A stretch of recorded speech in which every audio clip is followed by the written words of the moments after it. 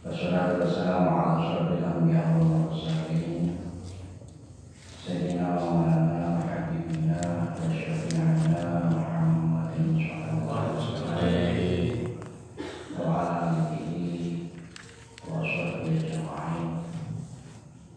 Wa rabbi sadri wa yassir li amri wa hlul 'uqdatam min lisani yafqahu qawli. Rabbana la ilma lana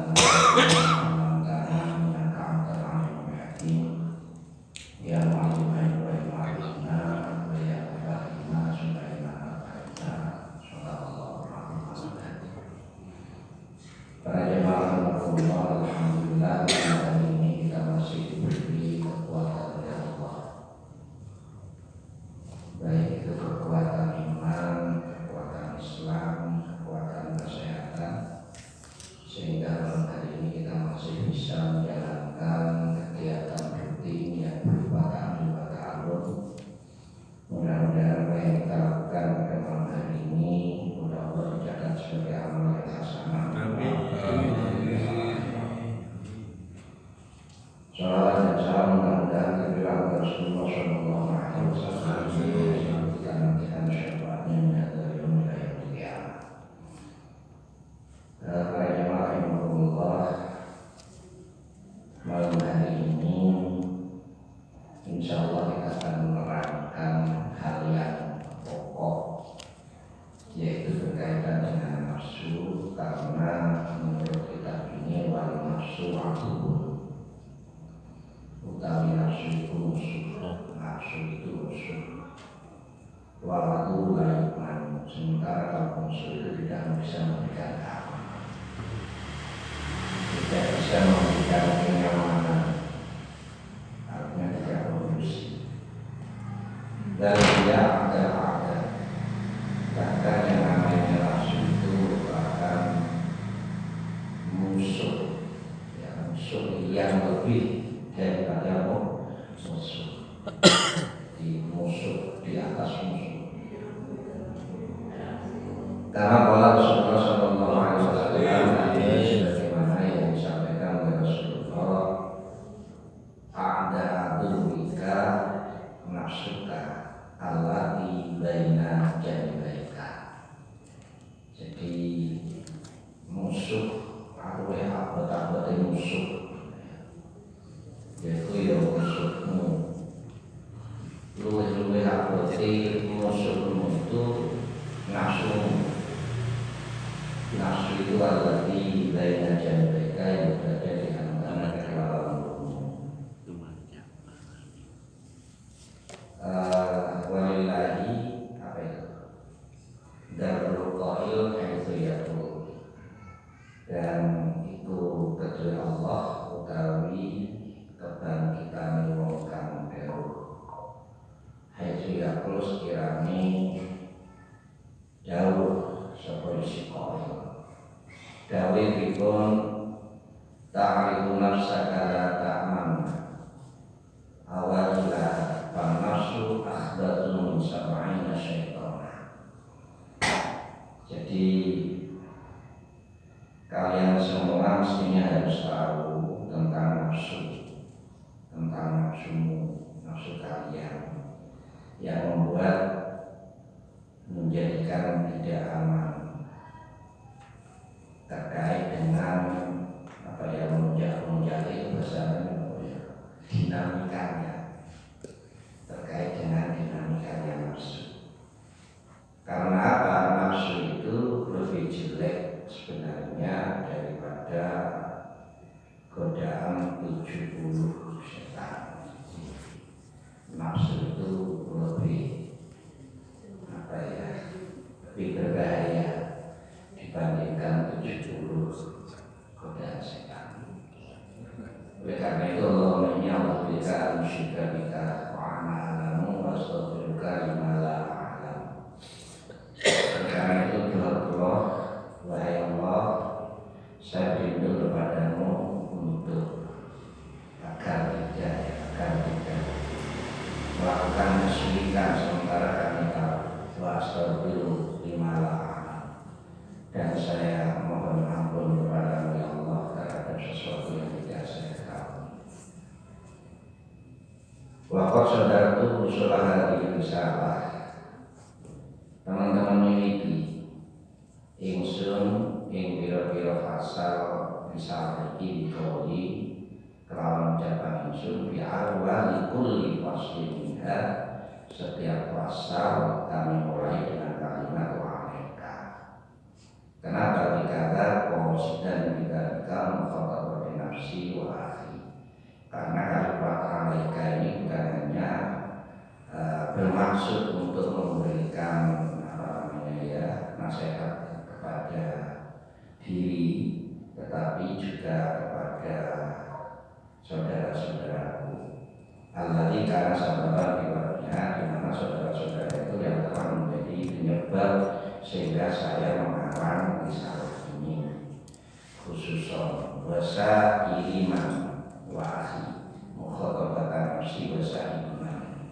Dan sekarang ini kira-kira wong papakokan kali sapa wong alaiha ing atase yasi hadir risalah. Jadi bukan hanya bagi orang yang meminta kepada beliau, tetapi orang-orang yang belajar tentang kitab ini. Siapa yang belajar kitab ini? Minal muslimin umumnya adalah dari orang-orang muslim. Wahadi kalimatul laha wa'um fi qalbil mukhatab. Utawi iki kalimat laha iku si kalimat wa'um utawi labet fi qalbil mukhatab. Kalimat ini mukhatab orang yang biasa. Wa'anju dan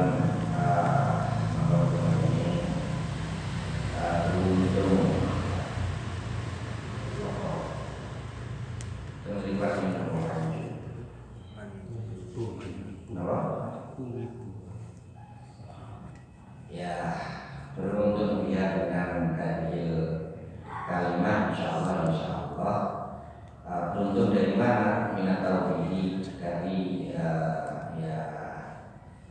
jalan sing diarani Allah wal-aid, dan kemudian juga untuk atau selam, yang itu selam dari ancaman al-ghaiba ini kan untuk artinya selamat teko dan arani Allah, lan selamat teko ancaman pihak yang dia dulu dalam haknya orang yang berbicara tapi tidak melakukan wayalam kepada yang dan mereka tahu tapi juga tidak mengamalkan bila bernafsi bikauli dan seterusnya dan seterusnya.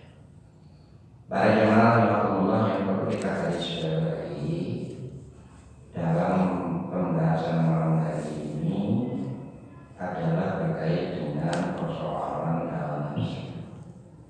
Karena hawa nafsu ini menurut Rasulullah SAW adalah ada aduwi, ya, jadi ada ya,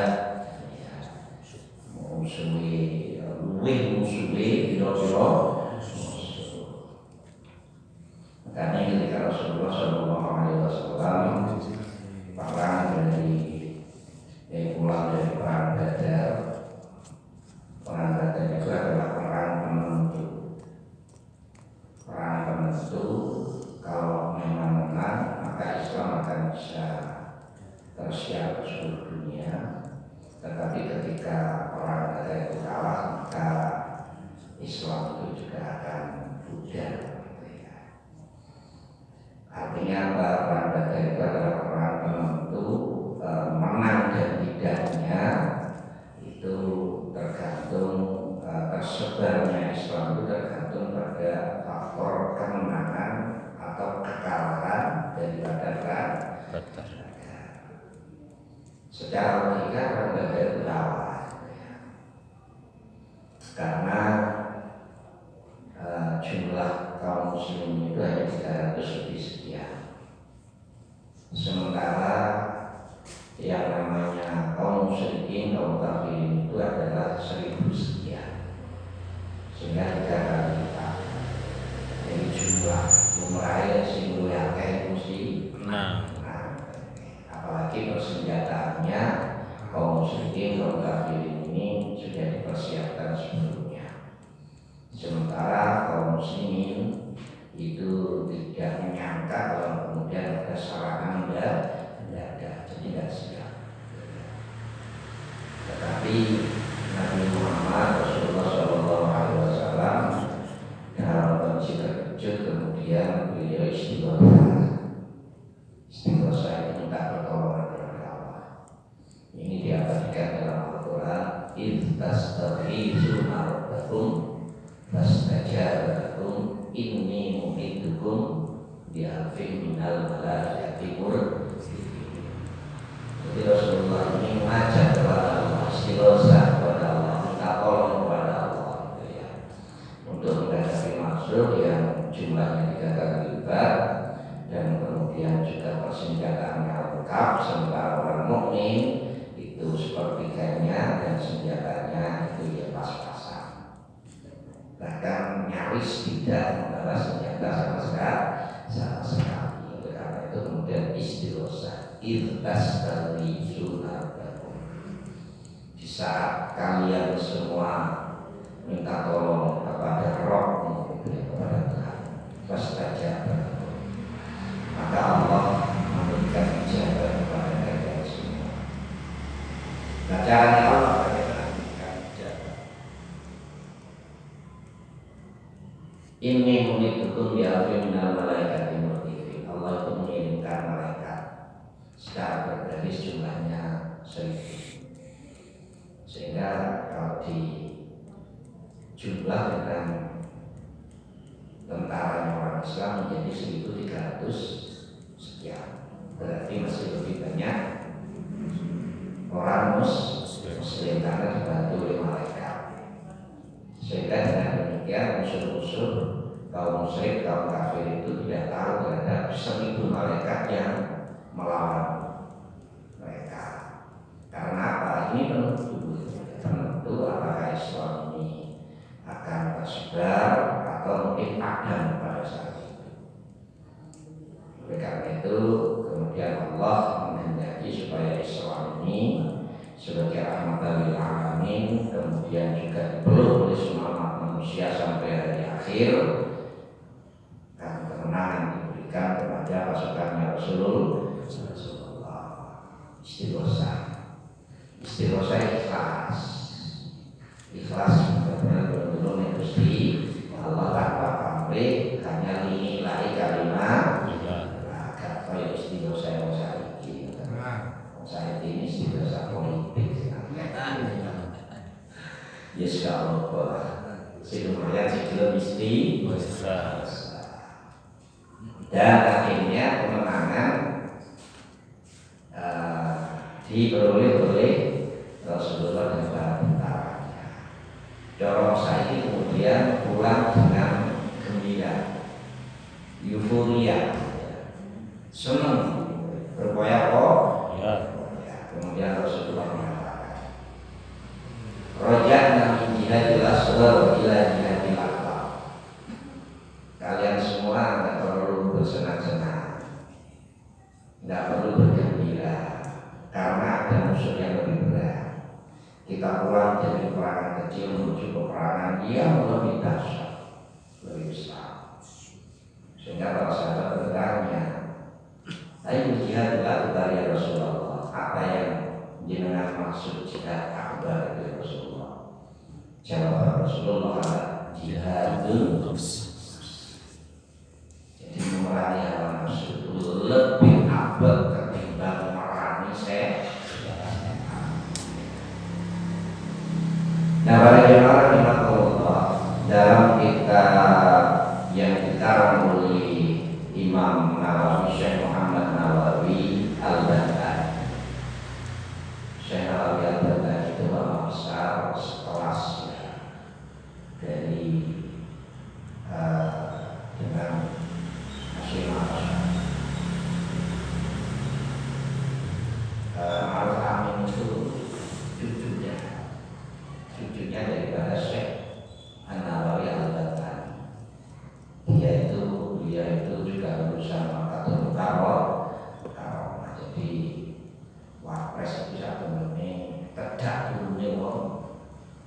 sing waliullah itu ya. Wali ini Gusti Allah. Jenenge Syekh Muhammad Banawi Al-Banawi. Beliau itu membagi nafsu itu menjadi 7. Yang kemudian nafsu yang diuji oleh Syekh Al-Banawi itu dipegangi oleh orang-orang yang sekarang melakukan thariqah yang disebut dengan thariqah Qadiriyah An-Naqsyabandiyah. Sehingga dari 7 nafsu ini karena letaknya itu beda-beda, maka cara mengatakan atau membaca la ilaha illallah itu gerakannya juga beda-beda, tergantung kepada posisi nafsu kita itu berada di mana.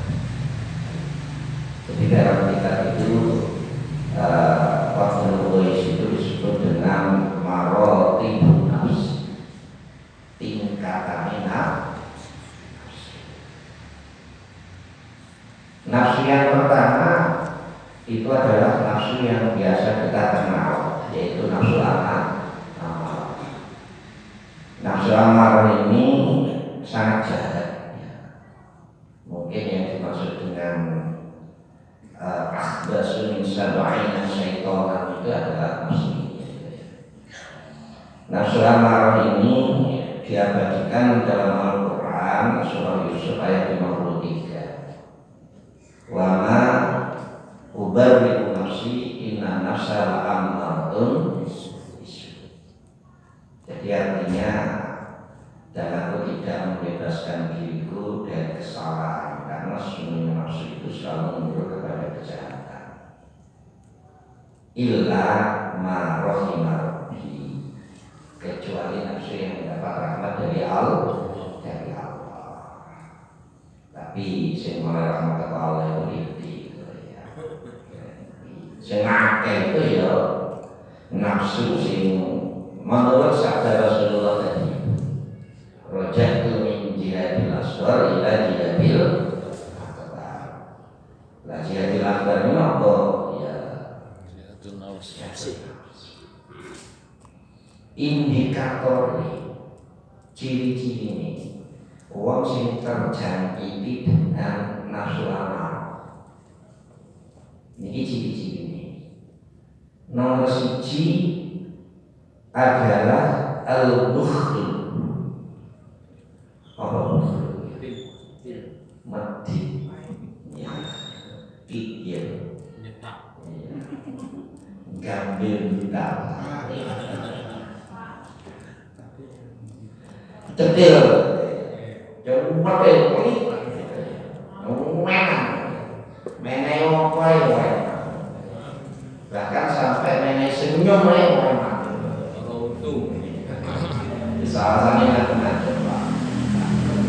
Kikir itu ya emang. Ya alasannya macam-macam. Wong kikir itu yang namanya alasan kan berubah. Kadang itu orang itu membuat alasan. Alasan itu bukan sesungguhnya tapi dibuat.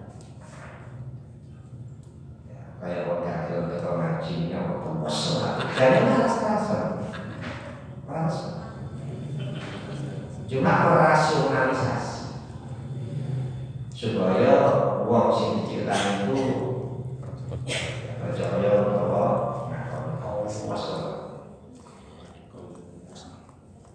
itu alasan itu juga. Sehingga ketika ada banyak orang alasan ya usah dikontrol, dikonfrontir nggak usah. Ya harus cukup hidupnya ya. Kalau alasan bukan, coba kaya yang mati kan ya. Ini berapa sih? Nomor 2 al-khilsu. Al-khilsu itu tamak, rakus. Apa ya rakus? Sehingga tingkat kerakusan orang itu ya Masya Allah melebihi tingkat kerasukan, tingkat kerakusan makan. Makanya Rasulullah itu mengatakan bahwa yang paling saya khawatirkan kepada umatku itu adalah orang yang rakus, melebihi daripada rakusnya macan. Macan itu di culnya kandang kambing paling sing mati siji loro. Baru makan mulai. Tapi lek wong diculne kandangnya terus sak kandangnya sak kandang. Sak pekarangannya. Makanya Syekh Ali Jinnah yang kemudian diadopsi oleh Mahatma Gandhi, beliau mengatakan dunia ini cukup dan mencukupi terhadap orang yang hidup di dunia ini.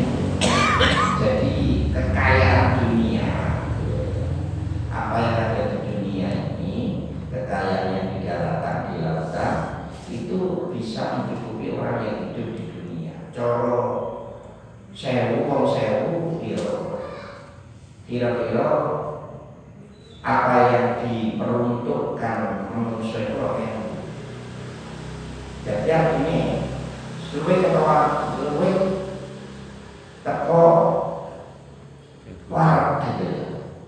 Jadi mau sak piring sak jane siap masing-masing itu orang piring. Kalau nek barang sak piring tapi tak siap orang piring. Jadi umpamanya wong 1000 disiapno 2000. Tetapi karena ada menurut Syekh Ali Jinnah itu bahwa kekayaan dunia yang cukup untuk memenuhi kebutuhan orang yang hidup di dunia, tetapi tidak cukup untuk memenuhi kebutuhan seseorang yang rakus, yang tamak. Oh, saya ingin sing tamak, sing rakus, sing gak di sikat. Iya, diceklak. Sehingga banyak orang yang miskin tambah miskin, susu ditambah karena tingkat kerakusannya tinggi. Tingkat kerakusannya tinggi dan itu sifat dari nafsu amal. Jadi rakus, makanya sok wae sing duwe sifat rakus atau amal berarti ya terjadi di nafsu. Yang ketiga cirinya itu hasud itu apa sih? Iri. Ya, mereka kau iri rezeki itu kok dibenar orang dia kok gak dikena rezeki ini ngaku akhirnya menjadi hasud itu ya hasud ya. Itu suka itu mergo kan dia mergo karena apa? Jadi gak suka sementara orang dia suka tapi orang suka darahnya mergo yang darahnya mergo ya sing menjalani yang berhasil. Berikutnya ciri ini al-jahl.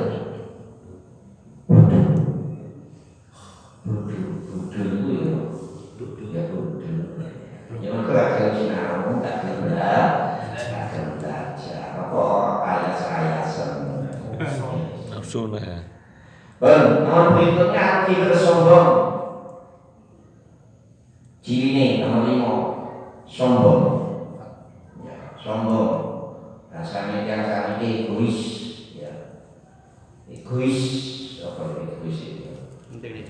Iya lah, soalnya paling bener. Wong dia salah, arogan. Wong yang semacam ini adalah mereka yang terjangkiti penyakit nafsu amal. Yang terakhir cirinya itu asyahwah. Dia hanya punya keinginan yang bersifat dunia. Lali bahwa kebahagiaan yang hakiki itu adalah kebahagiaan yang bersifat ukhrawi. bahagia nih. Menungso sing ana ing donya niku enten balas.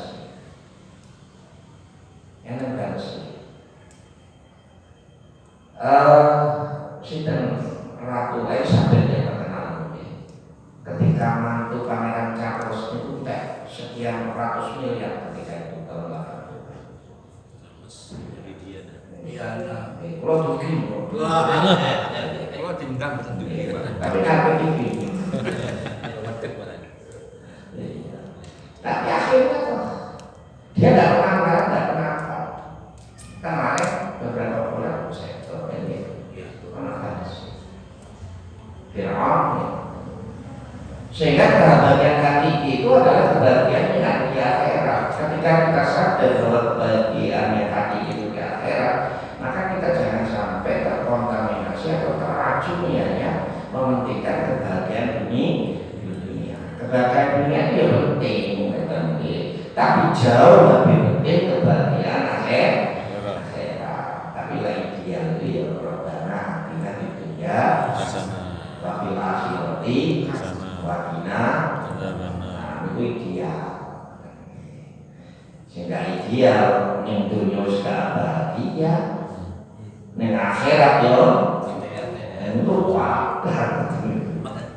Sama dengan wis ning dunya wis soro, engko ning akhirat yo soro itu gak dosa.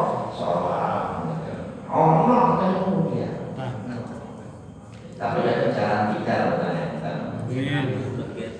Renes aku. Yang kedua itu nafsu lawak. Nafsu lawak ini diabadikan dalam Al-Quran dan surah Al-Qiyamah. Wala uqsimu bin nafsil lawak. Niki yang ini penapi, level ini kan pengen dodo, nafsu amarah ini dodo tapi jadi otak. Jadi makanya orientasinya hanya perut. Nah ini adanya di hati, berada di hati. Di hati itu dua jari di bawah tempat susu. Ini hati. Makanya ketika la ilaha illallah la ilaha illallah supaya itu kotoran-kotoran. Pasukan-pasukan ini menurut Syekh Muhammad Nawawi Al-Jawi atau Al-Bantani ini yang namanya nafsu lawamah itu adalah Allahum laimun wong kang tukang mencela. Mencela main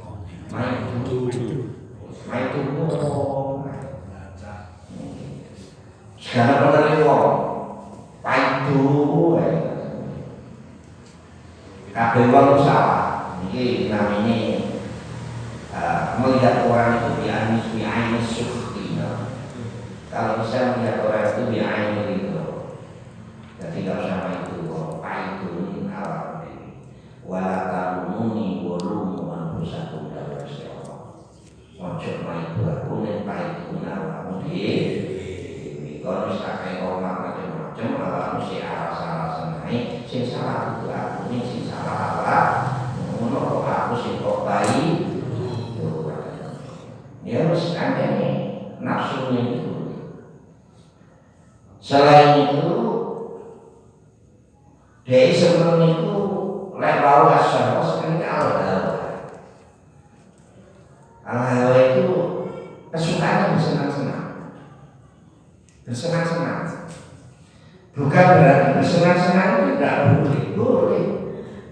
Tapi kalau terus-terusan bersenang-senang, itu ada manjakan diri, enggak apa. Kemarin sudah baca-bacakan inna li rabbika 'alaika haqqun wa inna li nafsika 'alaika haqqun. Bagi Tuhanmu ada kewajiban untuk menyembah Tapi bagi dirimu juga untuk kewajiban, punya kewajiban untuk memanjakan diri. Tapi hal ini yo terus manjakan dirimu yo. Kadang-kadang kadang dimanjakan terus. Yo mesakno nafsunya lama menjadi jatuh lagi kepada amal. Kemudian ciri yang ketiga nafsu lawamah itu adalah al-makr. Makr itu bukan nipu,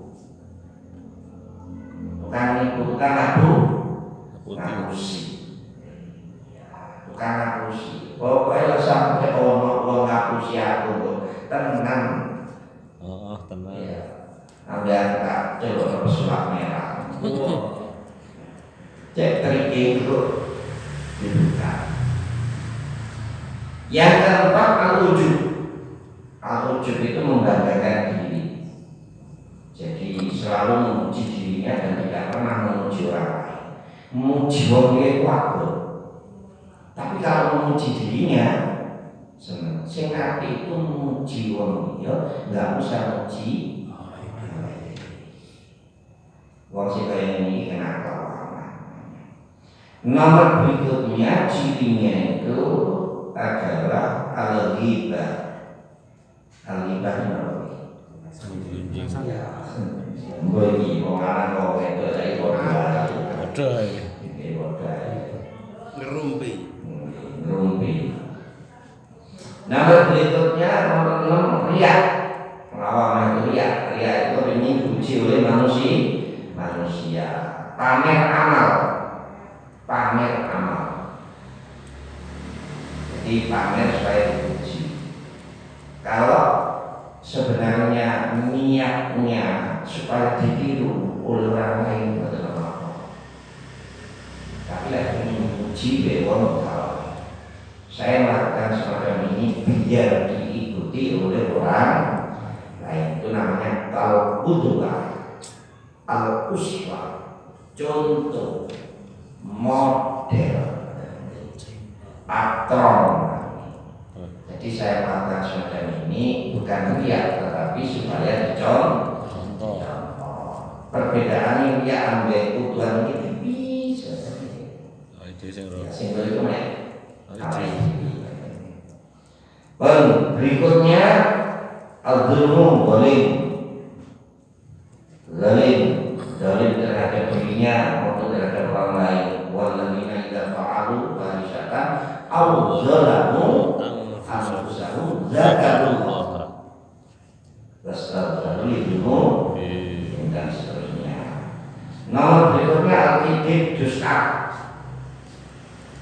Nomor berikutnya adalah lalian, bukan pikun. Lali lupa. Ini kalau jangan kepingin bukan pikun, itu resep istiqomah berdoa. Dijamin begitu. Pokoknya istiqomah berdoa. Mana Quran dia dengan makna. Makanya hafid itu sulit, jarang ketemu hafid itu. Yang kedua istiqomah. Saya sih bukan hafid itu, akan pikirnya. Timbang kali. Ini mah tak tahu macam yang berikutnya dijelas nafsul mulhimah. Ini kan surah apa ini? Asyams fillah talaha. Itu ayat 7 ayat 8. Fa'alhamaha fujuraha wa taqwaha. Ada ini mulhimah atau mulhamah. Salah. Fa'alhamaha itu nafsu yang sudah mendapat ilham. Nafsu yang mendapat ilham ini tempatnya di ruh, tapi kalau waktu di kolbi sekarang di ruh. Roh itu ya bukan roh, oleh yakhluqu min amri rabbi wa ma utitu min ilmi illa pasukan ini atau cirinya daripada nafsu mulhamah atau mulhimah itu nomor setunggal itu as-sakhawah, murah hati, gampang berbagi, gampang berbagi, gampang meneng,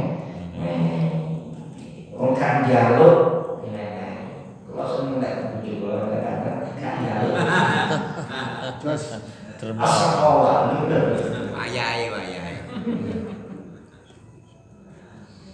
sakhawah. Nomor